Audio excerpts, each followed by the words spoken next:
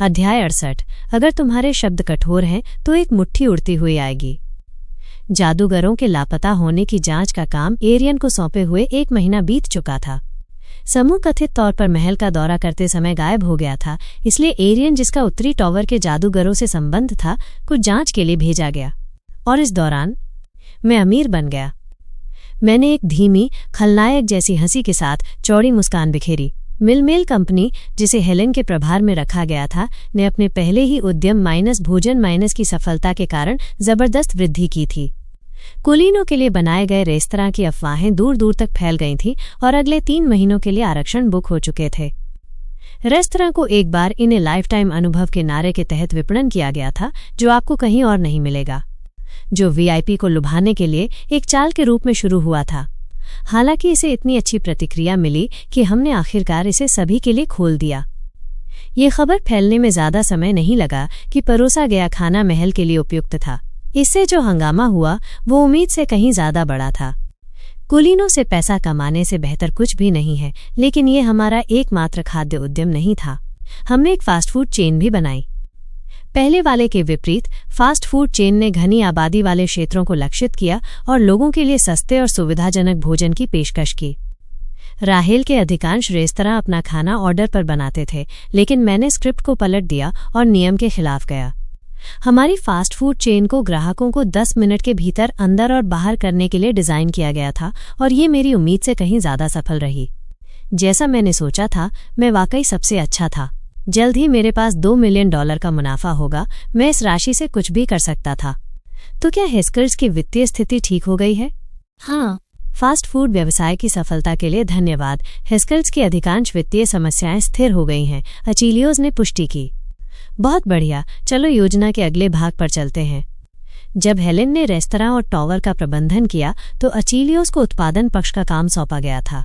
जिम्मेदारियों को इस तरह से विभाजित किया गया था क्योंकि इस दुनिया में व्यवसायों को अभी भी कुलीनता के समर्थन की आवश्यकता थी। जैसे ही मैंने अपनी योजना के अगले चरण का वर्णन किया, अचीलियोस ने चमकती हुई आंखों से सुना। किसी और के पास इसे पूरा करने की दूरदर्शिता नहीं है।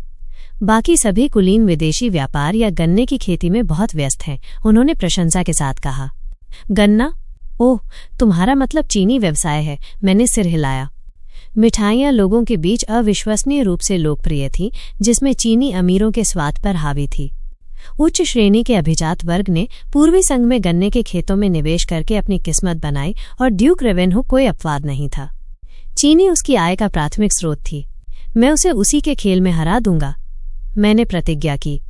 इसलिए मेरे लिए विविध सहायक कंपनियों के साथ एक बहुराष्ट्रीय समूह का निर्माण करके एक मजबूत फुटहोल्ड स्थापित करना महत्वपूर्ण था।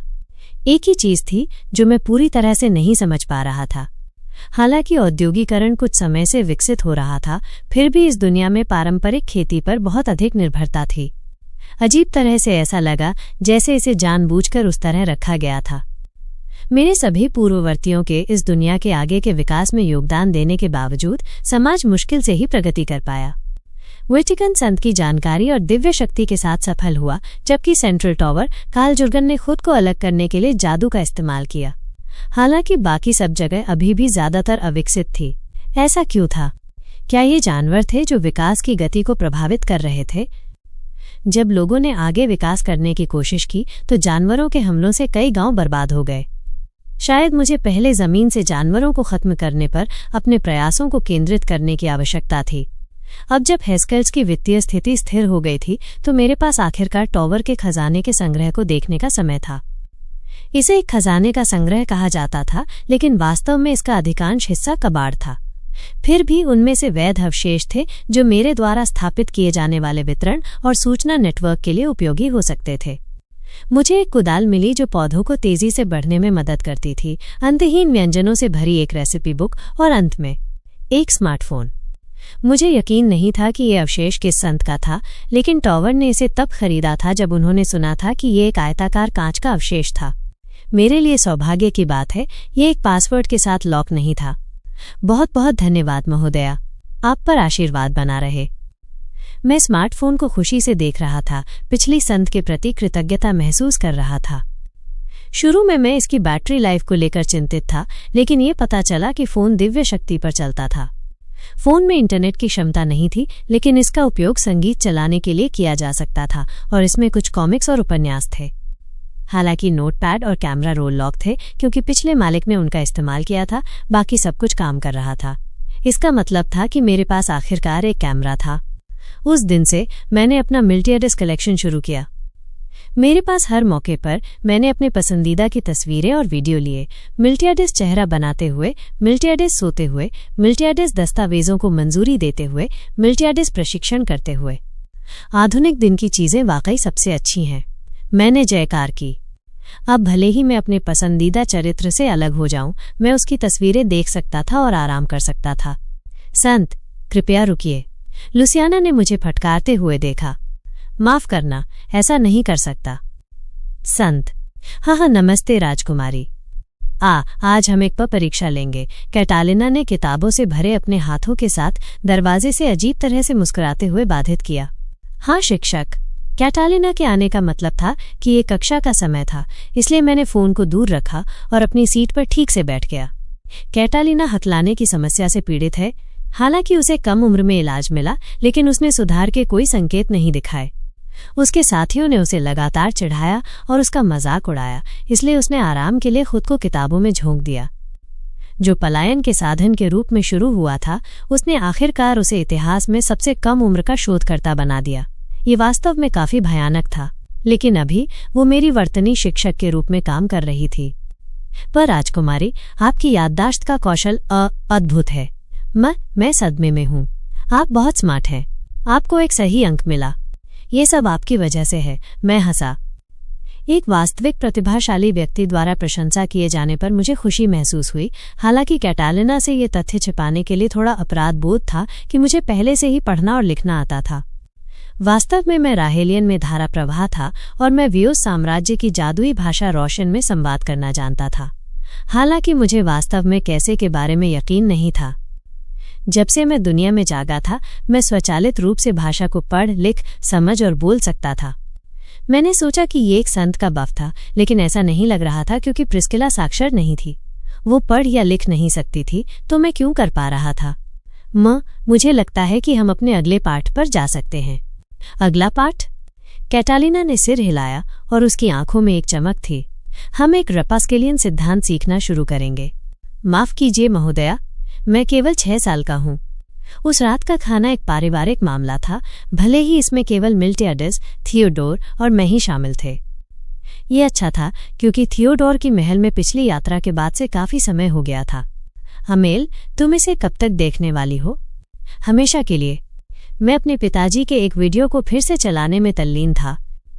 थियोडोर ने हार मान ली और आह भरी। अब जब मैं इसके बारे में सोचता हूँ तो मैंने उत्तरी टॉवर में भी कुछ ऐसा ही देखा है। सच में, ये मेरे लिए खबर थी। जल्द ही उत्तरी टॉवर को लूटने का विचार मेरे सिर में बनने लगा। मैंने अपना फोन बंद किया और थियोडोर पर अपना ध्यान केंद्रित किया।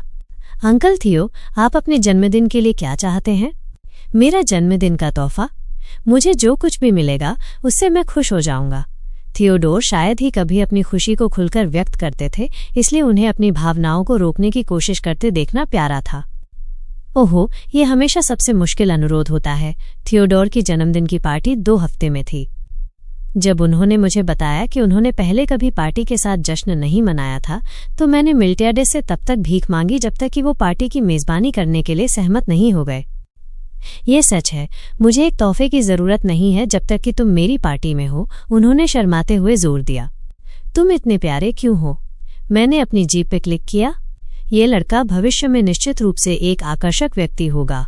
अब जब मैं उसे देख रहा था, अपने गालों को लाल करके चमकते हुए मुस्कुरा रहा था, तो मुझे उस डरे हुए बच्चे का कोई निशान नहीं मिला जो वो हुआ करता था। लेकिन तुम्हारा जन्मदिन कब है? उन्होंने पूछा।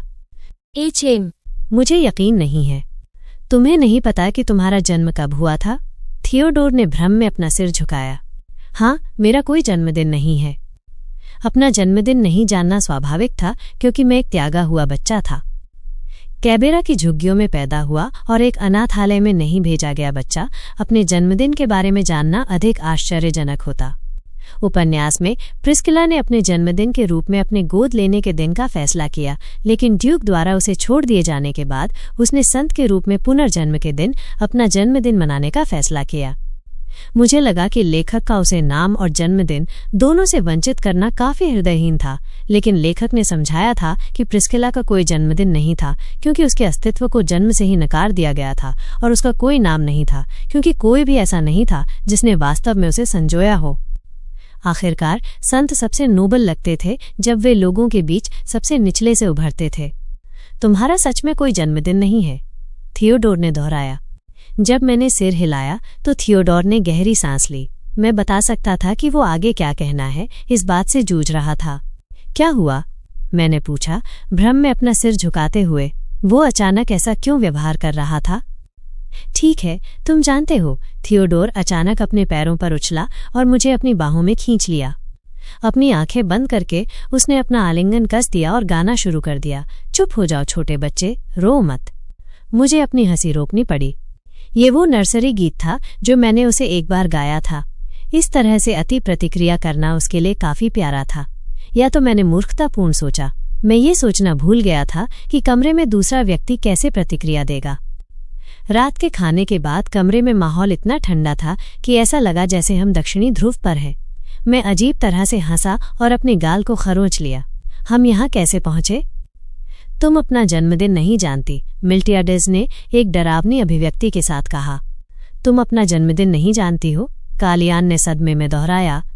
लुसियाना और मैं दोनों चुप रहे। लियाम कुछ दस्तावेजों को देख रहा था। महामहिम पवित्र साम्राज्य के दस्तावेजों में लिखा है कि उसका जन्मदिन 25 अक्टूबर को है। ये कैसे हो सकता है? ओह, ये शायद वो दिन है जब मैं वेटिकन पहुंची थी, मैंने समझाया। तो ये एक अच्छी तरह से गढ़ा गया जालसाजी है, मैं देखता हूं। सबके चेहरों पर दर्द भरी अभिव्यक्तियां थीं। भारी माहौल के बीच केवल मैं ही हंस सकता था। ये वास्तव में इतना बड़ा सौदा भी नहीं था। लोग अपने जन्मदिन तब मनाते थे जब वे छोटे थे। जैसे जैसे वे बड़े होते गए, जन्मदिन केवल दुख का एक स्रोत बन गए, एक अनुस्मारक कि उनका जीवन फिसल रहा था। ये ठीक है। अगर मुझे अपना जन्मदिन नहीं पता तो क्या फर्क पड़ता है? यहाँ हर कोई मुझसे बहुत प्यार करता है। वयस्कों को आराम देने के मेरे प्रयासों ने उन सभी को एक साथ अपनी छाती पकड़ने के लिए मजबूर कर दिया। मिल्टियाडेज अचानक खड़ा हो गया। मुझे इसके बारे में एक बुरा एहसास हुआ और मैंने जल्दी से पूछा, तुम क्यों उठ रहे हो? मैं पवित्र साम्राज्य में उन हरामी लोगों को मारने जा रहा हूं। वो मुस्कुराया। पिताजी, शांत हो जाइए, कहानी जारी रहेगी।